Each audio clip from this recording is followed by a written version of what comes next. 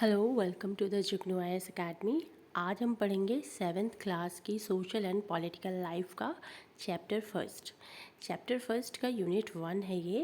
और इसका जो फर्स्ट चैप्टर का नाम है वो है equality in Indian democracy. Indian democracy में इक्वालिटी का असली मीनिंग क्या है और एक्चुअल में जो लोग वोट देते हैं डेमोक्रेसी को बनाने में, वो एक्चुअल में इक्वालिटी में है कि नहीं है। It's chapter is all about equality, right. तो हम आगे बढ़ते हैं। ये टीचर्स के लिए कुछ नोट्स दिए गए हैं और इसमें कुछ 2 स्टोरीज़ दी गई हैं जिससे हम ये बताएंगे कि एक्चुअल में जो इक्वालिटी है वो प्रेजेंस है इस सोसाइटी में कि नहीं। तो ये चीज़ें हम इसमें समझेंगे, ठीक है। तो हम चैप्टर को स्टार्ट करते हैं। यहाँ पे कुछ एग्जांपल्स दी गई हैं। देखिए, मंजीत कौर जो टीचर है, तेजा सिंह एक ट्रेडर है और गिरीश राव स्टूडेंट है, कांता देवी डोमेस्टिक वर्कर है जो लोगों के घरों में जाके काम करती है, और सुजाता कुमारी डोमेस्टिक वर्कर, ये दोनों डोमेस्टिक वर्कर है। तो यहाँ पे जब वोट पड़ता है तो चाहे वो टीचर हो, चाहे वो ट्रेडर हो, चाहे वो स्टूडेंट हो, चाहे वो डोमेस्टिक वर्कर हो, कोई भी हो, चाहे बहुत बड़ा हो या फिर बहुत छोटा हो, सभी लोग एक ही लाइन में खड़े होते हैं वोट डालने के लिए। और जब उनकी बारी आती है तभी वो वोट डालते हैं। तो वो इस चीज़ से ये समझाना चाहते हैं। यहाँ पे देखिए, जब कांता की बारी आती है तो कांता वोट डालती है, और चाहे वो टीचर्स हो, मतलब समझ रहे हो ना कि मतलब कोई छोटा हो बड़ा हो, चाहे मतलब जितना भी अमीर गरीब हो, सब एक ही लाइन में खड़े होते हैं और सबको वोट डालने का अधिकार है। तो इसको कहते हैं कि एक इक्वालिटी है, जो सबको मिली है इक्वालिटी, राइट टू वोट की, ठीक है। इंडिया जो है एक डेमोक्रेसी है, आप सबको पता है कि ये एक डेमोक्रेटिक कंट्री है, ठीक है। तो इसके आगे बढ़ते हैं और यहाँ पे और कुछ एग्जांपल्स दिए गए हैं जिसमें एक आर्टिसन है, हाउसवाइफ है, कंसल्टेंट है, गवर्नमेंट ऑफिसर है, मीडिया पर्सन, अनएम्प्लॉयड है, इंडस्ट्रीज़ है। तो वोट देने के टाइम तो ये सब एक ही लाइन में लगते हैं, लेकिन रियल लाइफ में क्या ये एक ही लाइन में लग रहे हैं कि नहीं। जब ये हॉस्पिटल जाते हैं, मान लो कांता एक डोमेस्टिक वर्कर है, उसकी जो बेटी है वो बीमार होती है, ठीक है, बीमार होती है, तो वो अपने मालिक से एडवांस में पैसा उठाकर अपने काम को छोड़कर, यानी कि छुट्टी लेकर हॉस्पिटल में जाती है। वहाँ पर भी उसको लाइन लगाना पड़ता है और उसको वहाँ से दवाएं मिलती हैं, ठीक है। लेकिन अगर एक अमीर इंसान है, गवर्नमेंट ऑफिसर है, मीडिया पर्सन है या फिर कोई कंसल्टेंट है, तो उसको ये सब प्रॉब्लम्स फेस नहीं करनी पड़ती, ठीक है। तो एक जो गरीब इंसान है उसको सिर्फ वोट में ही इक्वालिटी है, लेकिन रियल लाइफ में जो वो प्रॉब्लम्स फेस कर रहा है उसमें उसको कोई इक्वालिटी नहीं मिल रही है, राइट। तो इसमें ये बताने की कोशिश की जा रही है। नेक्स्ट हम देखते हैं कि बताया गया है कि इक्वल राइट टू वोट देने का जो राइट है वो तो हमें इक्वल है ही। जैसे कांता को एम्प्लॉयर को बताना पड़ा कि मुझे जाना है, ठीक है, अशोक जैन, छोटेलाल और उसके जो नेबर्स हैं, ठीक है। हमारी जो डोमेस्टिक कंट्री है लाइक इंडिया, सभी अडल्ट जो है वो किसी भी रिलीजन से बिलोंग करते हो, किसी भी व्यवसाय या फिर किसी भी बिजनेस से बिलोंग करते हो, सबको जो है वो चाहे पढ़े लिखे हों, अनपढ़ हों, चाहे जैसे भी हों, रिच हो पुअर हो, उनको जो है वोट देने का अधिकार है, जिसको हम यूनिवर्सल अडल्ट फ्रेंचाइज कहते हैं, ठीक है। उसके बाद लेकिन कांता की जो लाइफ है, जब वो वोट देने गई थी तो एक ही लाइन में लगी थी, इसमें अमीर भी लगे थे और गरीब भी लगे थे, सब लोग लगे थे एक ही लाइन में। लेकिन जब वो अपनी सोसाइटी में आती है तो जब उसकी बेटी बीमार पड़ती है तो वो अपने मालिक से पैसे उधार लेकर वो जाती है हॉस्पिटल में। वहाँ पर भी उसको बहुत लंबी लाइन लगानी पड़ती है, ठीक है, और उसको गरीबों की लाइन में खड़ा होना पड़ता है, क्योंकि अमीरों के लिए जो डॉक्टर्स होते हैं अलग अपॉइंटमेंट्स लेते हैं, ठीक है। वो उनको ज़्यादा पैसा मिल जाता है डॉक्टर्स को, तो वो अमीरों को लाइन नहीं लगानी पड़ती, वो तुरंत जाते हैं, उन्हें तुरंत दवाइयाँ मिल जाती हैं। लेकिन गरीबों के लिए उनको काफ़ी टाइम वेट करना पड़ता है, तब जाके उनकी बारी आती है और उन्हें दवाइयाँ मिलती हैं। तो ये चीज़ें वहाँ पे देख सकते हैं कि डॉक्टर के यहाँ पे अमीर और गरीब को अलग अलग लगना होता है लाइन में, और उनके साथ बिल्कुल भी इक्वालिटी नहीं हो रही है।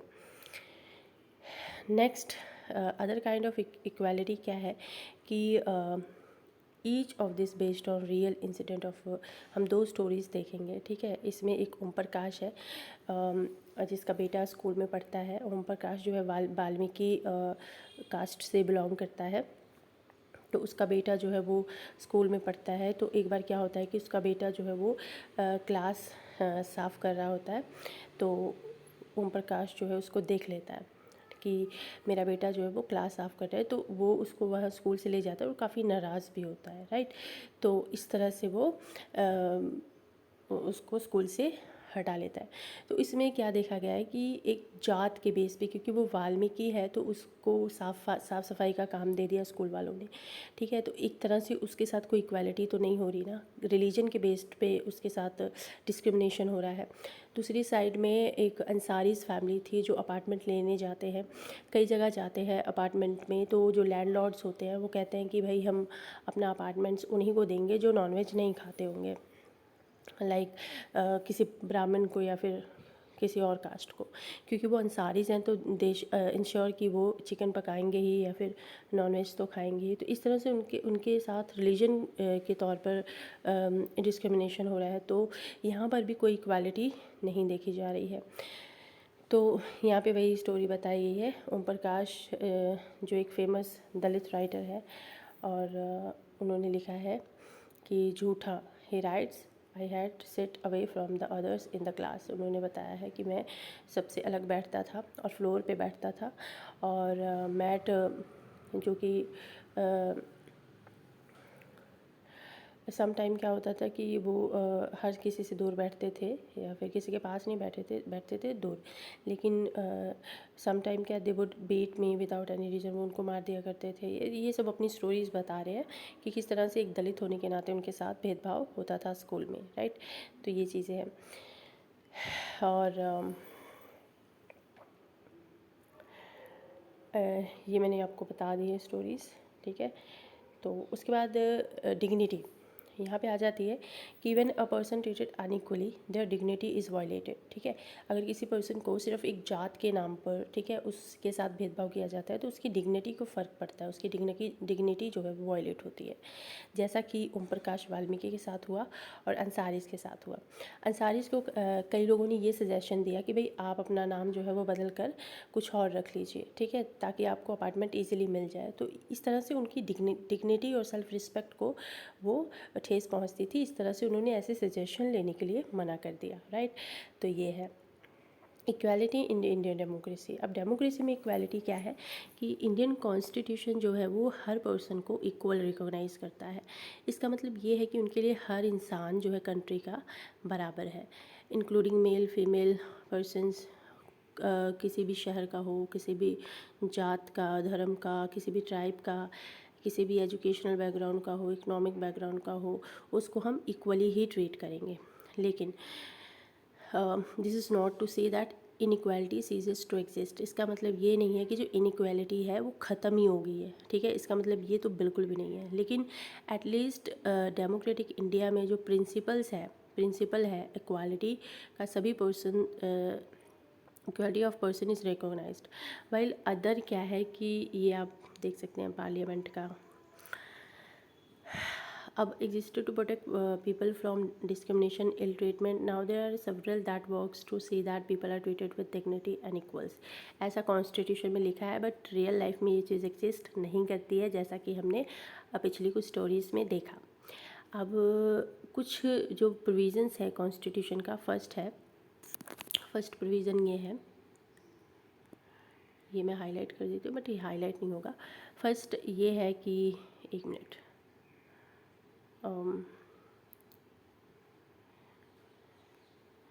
फर्स्ट ये मैंने लिखा है, ऊपर चला गया, सॉरी, थोड़ी प्रॉब्लम हो रही है, शिट, सॉरी फॉर दैट। हम ऐसे ही कर लेते हैं।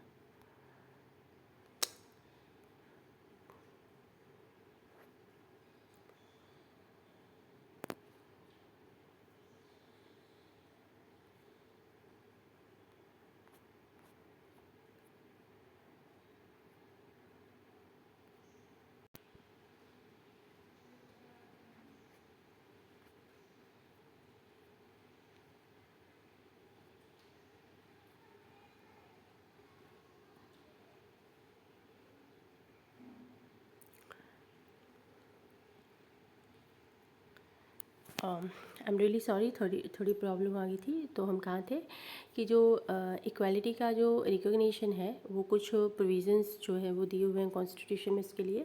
फर्स्ट है कि हर पर्सन लॉ के सामने बराबर है। कोई भी लॉ है तो कोई भी पर्सन है, कोई भी क्राइम कमिट करता है तो लॉ सबके लिए बराबर है, ठीक है।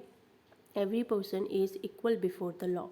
And what this means is that every person from the president of the country to Kanta or as a domestic worker, सब जो है वो लॉ का पालन करेंगे, चाहे वो डोमेस्टिक वर्कर हो, चाहे वो खुद प्रेसिडेंट ही क्यों ना हो, सबके लिए सब जो है कानून के सामने इक्वल है। Second, no person can be discriminated against on the basis of their religion. कोई भी पर्सन है उसको भेदभाव नहीं किया जाएगा सिर्फ उसके रिलीजन के बेस पे, रेस के बेस पे, काला है कि गोरा है, कास्ट के बेस पे, कोई किसी भी कास्ट का है, और place, birth, any other female और मेल, ठीक है, कि मतलब वो किस जगह से है, किस कास्ट का है, किस प्लेस का है, किस रेस का है, किस रिलीजन का है, इसके बेस पर तो किसी को भी भेदभाव में नहीं किया जाएगा, डिस्क्रिमिनेट नहीं किया जाएगा।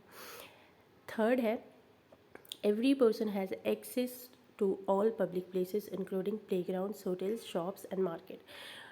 हर पर्सन, चाहे वो किसी भी बैकग्राउंड का हो, किसी भी रिलीजन का हो, उसको प्लेग्राउंड, होटल, शॉप, मार्केट्स आदि किसी भी जगह पर जाने से रोका नहीं जा सकता, ठीक है, सिर्फ उसके रिलीजन वगैरह के बेस पे। All person can use publicly available wells, ठीक है, wells, roads, bathing ghats etcetera. मतलब हर पर्सन, सभी पर्सन्स, अगर कुआं है, रोड है या फिर कोई बाथिंग घाट है, उसको वो यूज़ कर सकता है।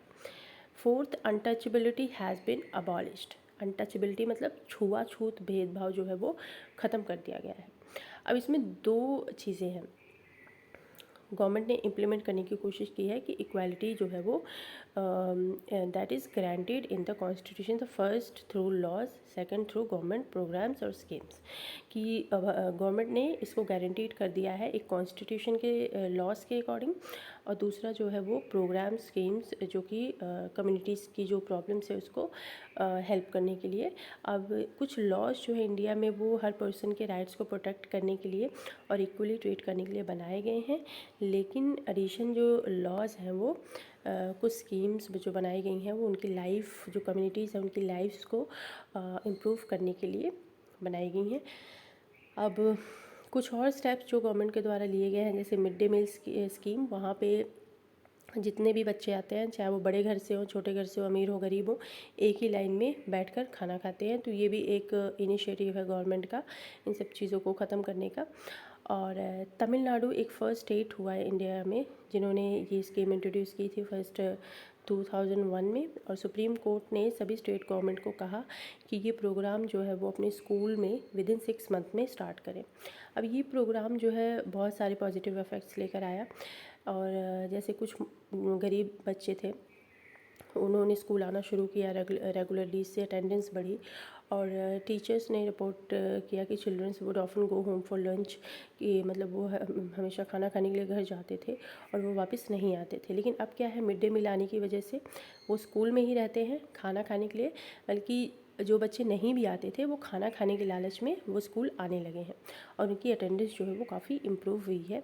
और उनकी जो मदर है जिन्होंने जो काम वाम करती थी अपने बच्चों को फीड करने के लिए, ड्यूरिंग द डे वो छुट्टियाँ वगैरह लेकर आती थी, तो उनको भी थोड़ी राहत मिल गई है। अब इस प्रोग्राम से कास्ट से रिलेटेड जो प्रॉब्लम्स थी वो भी सॉल्व हुई है, कि चाहे अमीर हो चाहे गरीब, चाहे बड़े कास्ट का बच्चा हो छोटे कास्ट का, सब एक ही लाइन में बैठ के खाना खाते हैं। दलित वुमेन को खाना बनाने के लिए अपॉइंट किया जाता है, और इस तरह से भेदभाव ख़त्म हो रहा है। मिड डे मील प्रोग्राम जो है वो हंगर जो पुअर स्टूडेंट्स में था उसको कम करने के लिए हेल्प किया है, और उनको स्कूल आने के लिए भी प्रोत्साहित किया है, ठीक है, जो कि खाली पेट स्कूल नहीं आ पाते थे। जबकि गवर्नमेंट ने कुछ प्रोग्राम्स बनाए हैं, इम्पोर्टेंट रोल जो कि इनइक्वालिटी और अपॉर्चुनिटी को बढ़ाने के लिए काम किया है, वो भी बहुत ज़्यादा ज़रूरी है। मिड डे मील प्रोग्राम ने बहुत ज़्यादा हेल्प किया है बच्चे के अटेंडेंस को बढ़ाने में, जो गरीब बच्चे थे नहीं स्कूल आ पाते थे उनकी अटेंडेंस को बढ़ाने में, और उनके जो बिग डिफरेंसेस थे हमारी कंट्रीज़ में उसको भी ख़त्म किया है। between schools and rich attendance and those that poor attend, ठीक है। इवन अगर हम अभी देखें तो स्कूल जो है कंट्री में दलित चिल्ड्रंस जैसे ओम प्रकाश वाल्मीकि थे जिनके साथ बहुत सारा डिस्क्रिमिनेशन हुआ था अगेंस्ट ट्रीटेड अनइक्वली। अब हम देखते हैं कि इवन हम जो अवेयर है इन सब चीज़ों से कि किस तरह से लोगों के साथ caste, religion, disability, economic status की वजह से और या फिर वो वुमेन है किस तरह से भेदभाव होते थे लोगों में। अब ये मतलब it is only when people begin to believe that no one inferior, every person deserves to be treated with dignity and presence attitude can change। अब एस्टैब्लिश इक्वालिटी जो है डेमोक्रेटिक सोसाइटी में ये लगातार होनी चाहिए क्योंकि इंडिविजुअल जो है वो लगातार इन सब चीज़ों के लिए स्ट्रगल करता आ रहा है।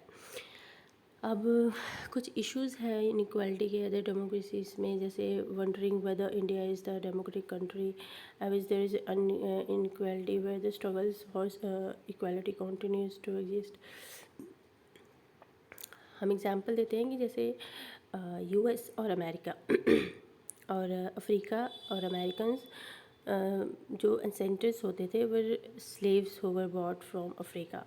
अमेरिका के एंसेंटर जो थे अफ्रीका से स्लेव्स लेकर आते थे। ऐसा कंटिन्यू रहा और उनकी जो लाइफ थी लार्जली वो अनइक्वल थी। और ये मूवमेंट चला 1950 में जहाँ पे अफ्रीकन और अमेरिकन्स की लाइफ इक्वल राइट्स को पुश किया गया। और Africa American were the treated extremely unequally in the United state, बहुत ही अनइक्वली ट्रीट किया जाता था अफ्रीका को अमेरिका में। फॉर एग्जांपल जैसे कि travelling by bus, they either had to sit at the back of the bus and get up from their seat whenever the white person wish to sit. एक black person bus में बैठा हुआ है तो अगर white person आ जाता है तो उसको या तो पीछे चला जाना होता था या तो वहाँ से उठ जाना होता था। तो ऐसे ही भेदभाव वहाँ पे होते थे। रोज़ा पाक जो कि अफ्रीकन अमेरिकन वुमेन है वो बताती हैं कि वो बहुत समय पहले काम करती थी एंड उनको मना कर दिया गया था कि वो एक वाइट मैन के साथ वो सीट पर नहीं बैठ सकती। वो ये बात थी 1 दिसंबर 1955 को। और her refusal that day started huge agitation against the unequal ways in which African American were treated, which come to be known as the civil rights movement। ठीक है, सिविल राइट्स एक्ट 1964 में डिस्क्रिमिनेशन को prohibit करता है on the basis of race, religion and national origin. अब ये कहते हैं कि school would be open for African American children and they would no longer have to attend separate school specially set up for them. अब यहाँ पे majority जो है अफ्रीकन अमेरिकन की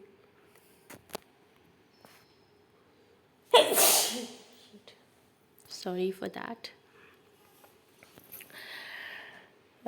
वहाँ पे बहुत सारे भेदभाव होते थे तो उनके लिए कुछ ऐसे मूवमेंट चले तो वहाँ पे उनको और भी सारी फैसिलिटीज़, प्राइवेट स्कूल्स, हॉस्पिटल्स, ऐसी बहुत सी सारी चीज़ें उनको प्रोवाइड की गई। ठीक है, और चैलेंजेस क्या हैं डेमोक्रेसी के लिए, तो यहाँ पे दिया गया है किसी भी कंट्री को हम कम्प्लीटली डेमोक्रेटिक तो नहीं डिस्क्राइब कर सकते, लेकिन कुछ कम्युनिटीज़, इंडिविजुअल ने इस चीज़ को एक्सपैंड करने का आइडिया जो है डेमोक्रेसी का वो पुश किया है कि इक्वालिटी को रिकॉग्नाइज़ किया जाए जैसे जैसे न्यू इश्यूज आते हैं। Central to this the struggle for the recognition of all person are equal and for the dignity and maintain, right. अब इस बुक में आपने पढ़ा होगा कि जो इशू है इक्वालिटी इफेक्ट्स का वो वेरियस एस्पेक्ट्स का जो है वो डेली लाइफ में हमने देखा। ठीक है, कि ऐसा होता है, राइट, कि ये कोई नई बात नहीं है कि वोट तो दे दिया लेकिन उनके जो बेसिक नीड्स हैं वो उनको इक्वली नहीं मिलते हैं। तो बाकी का हम नेक्स्ट चैप्टर में पढ़ेंगे और that is it for this chapter. तो अगर आपको चाहिए कि मैं अगला चैप्टर भी लेकर आऊँ तो आप मुझे कमेंट करके बताना। आप मेरे वीडियो को शेयर करना, लाइक करना और चैनल को सब्सक्राइब करना सो दैट कि हम आगे मोटिवेट हो ऐसे वीडियोस बनाने के लिए। अगर कोई प्रॉब्लम है तो आप कमेंट बॉक्स में बताएं। So thanks so much, thanks for watching.